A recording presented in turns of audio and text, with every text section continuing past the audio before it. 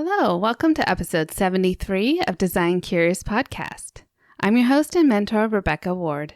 Today on the podcast, I'm talking to you about the value of remodeling your own home and how that can really jumpstart your career and give you a leg up and confidence as you go into scheduling consultations or working for someone else even. So you're going to listen in. Before we get to that, I would love for you to go check out the show notes and see all the links that we have there for the downloads, for the quiz, and for my design mentor. I'd love to work with you one-on-one and help you start your career out right. A lot of the information I give you in the podcast is just the tip of the iceberg.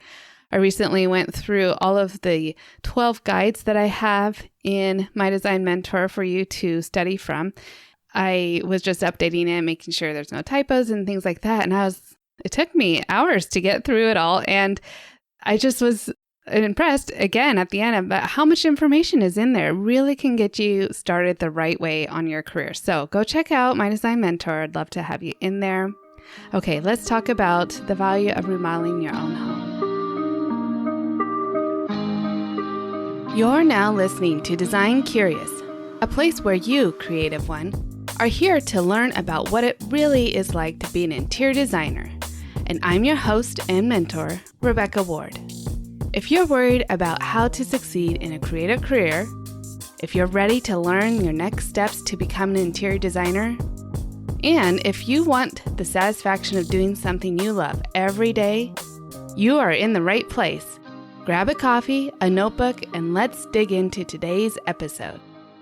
So I know that a lot of times a person will come to interior design because they have designed their own home and they found so much joy in the process, which is good because the process can be very challenging and very difficult. I did touch on this back in episode 65 about my own recent remodel that was forced on me.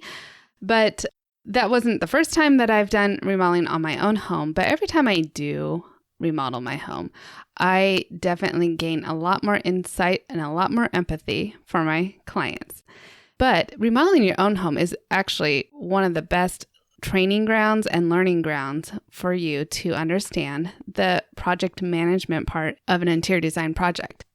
And so this is a great opportunity for you to treat yourself as your own client and take yourself through the process of developing a design, selecting the finishes, communicating that to the tradesperson and interviewing the trades, hiring the trades, and then staying on task to make sure that that design is executed properly. And as you do this, you'll see all the little teeny tiny details that go along with this process. It's not just picking a paint color or flooring or whatever. If you do, then there's also, well, what's the style of the baseboard? How do you want to finish off the trim around the windows? What is the window covering going to be?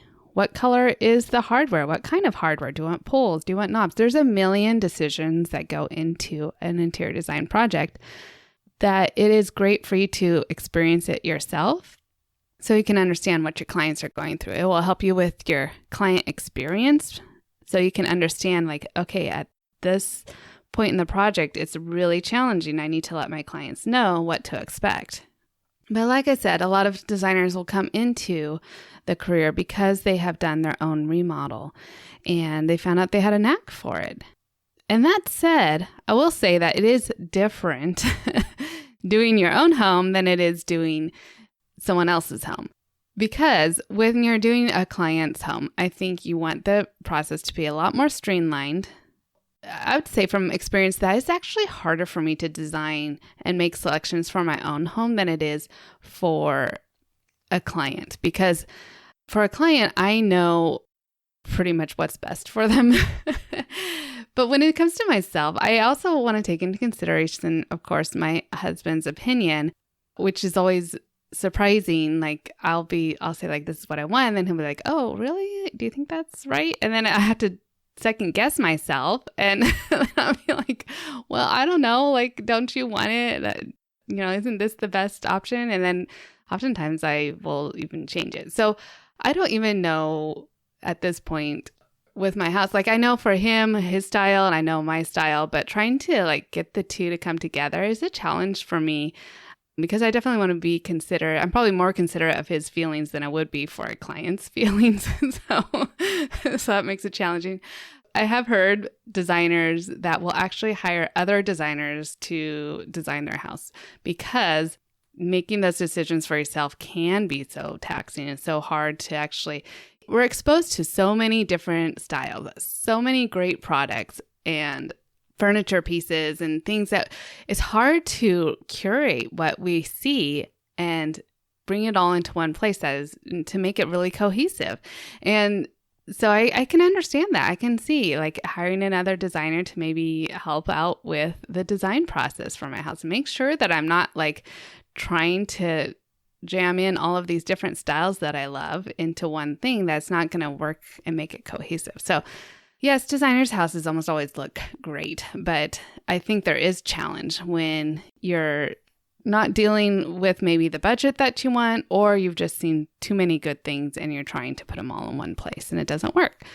So getting back to though, doing your own project, being your own project manager is really the experience that you want to have because you want to be able to see the walls taken apart. You want to see how they prep the floors when they're going to lay the tile. You want to ask questions. This is a perfect opportunity to ask all the questions that you want. Maybe this isn't a tradesperson that you're planning to use later on. Maybe it is, but this is a great way to test them out and say, okay, I need to build my A-team. I need my office painted, my home office. So let's get this painter in and try him for this room. Then I'll try another painter for my bedroom. And, you can develop your A-team this way and see how they communicate with you. Do they show up on time? Are they respectful of your space? Do they clean up after themselves? All these things are so important as a part of the process that it is best to learn all these things about those trades when it's not in front of your client. And when it's not on your client's dime. This is really just the best advice I can give. If any designer starting out, you might not have a project. So you're going to want to use your own space to develop your portfolio. Even if you don't have a huge budget yet, do little vignettes and start decorating your house. Pull together different objects and see if you can create maybe different styles within your own corner. Like make it one look really modern, contemporary, and make another look super traditional just by bringing in different elements. It's really, really good to just practically learn these things. It's like you're in a lab learning how to curate and define all of these spaces in a way that makes sense that you can repeat this again now for your client. And going back to episode 71, where we talked about paint color, this is the perfect playground to learn paint. You can paint out a wall, just do a accent wall and see if you got it right. If the color you selected, say you're going for a jewel tone, was it too bright? Was it too saturated? I find that a lot of truly saturated colors are challenged to live with over time. So you can see, paint your wall a bright orange and see if it still gives you joy and still inspires you a year from now, or if it's just like too much, you can't handle it. I always gravitate towards more muted colors, and you can still find ones that will come across as more saturated, even though they have a lot of muted undertones. And so this is a great place to do that. It's also a great place for accessorizing, understanding how to do groupings of photo art. So like you might have wall collages that clients are always asking for to like put their family photos together. So you can start to curate that with understanding frames or how mixing large and small or different kinds of frames together. So you can do that in your own home. You can understand how to place large art as well. So like some walls really call for larger art. A lot of homes that you go into that haven't been touched by a designer, the art is way too small. And so you need something that has a statement. So start playing around with that. And just even ordering things, even if it's retail, and having it delivered to your home, dealing with the damage and all that stuff, that doesn't change. I mean, you're dealing with a wholesaler and when you're a designer. But going through the process yourself with retailers, like, all the the big box stores out there, that is a great experience as well, just to understand like, okay, this damage comes in. How long is it taking me to like call the place up and say, I need a new piece of furniture, or this is damaged. How are you going to rectify it? And see how much time it actually goes into it. Then you'll understand what a benefit it is for a designer to do this on behalf of the client. The client can go and live their life while you are taking care of all the deficiencies. You're the deficiencies manager. And speaking of deficiencies, like how long it takes to wrap up all those finishing details, sometimes those can linger forever. And that's one of the advantages of hiring a designer, is that you're making sure this gets wrapped up. Your trades are coming back for that finishing touch of paint on the baseboards or whatever it is. It's like you've got a list and you want to make sure it gets checked off in a timely fashion. And this is a great way to test that out and learn on your own dime before you do it for your client. And your client's going to appreciate it so much more, and that you'll have confidence going into your consultations and into your projects because you have some experience of it already. So that's my 2 cents on why you should do your own projects.